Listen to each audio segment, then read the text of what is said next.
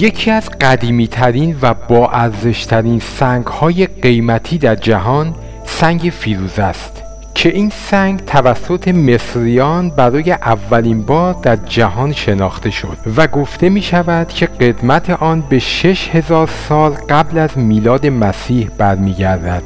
سنگ فیروزه هزاران سال توسط مصریان باستان که از آن برای ساخت جواهرات استفاده می شده مورد توجه بوده و حتی قطعاتی از آن را با اجساد مومیایی ها دفن می کردند.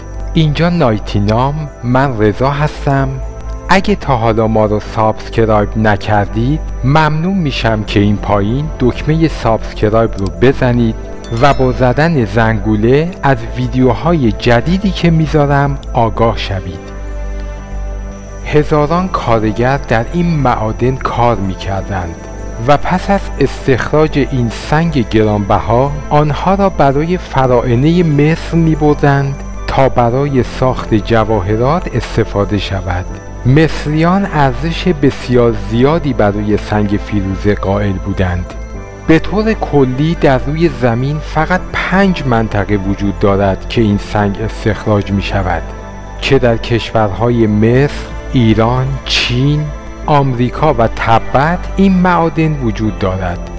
یافته های باستانشناسان در مورد سنگ فیروزه نشان می دهد که امپراتوری پارس اطلاعات و دانش دقیقی از فیروزه داشته‌اند و آن را برای جواهرات و تزئینات و همچنین برای اهداف معنوی و متافیزیکی استفاده می‌کردند.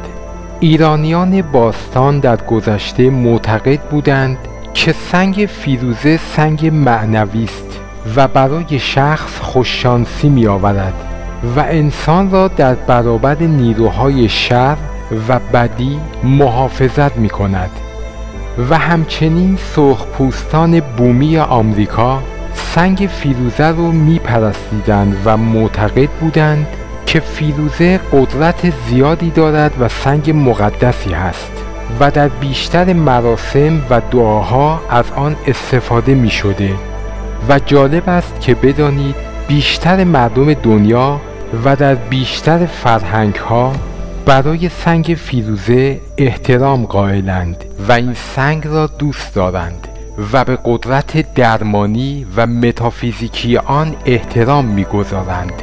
خیلی ها فیروزه را سنگ طلسم می‌دانند و معتقدند که همراه داشتن این سنگ می‌تواند از انسان محافظت کند در برابر شیاطین و برای بهبود انواع بیماری ها قدرتی شفابخش دارد و از لحاظ روحی و معنوی دارای انرژی آرامش بخشی است و کمک می کند به تقویت سیستم ایمنی بدن و خاصیت سمزدایی دارد.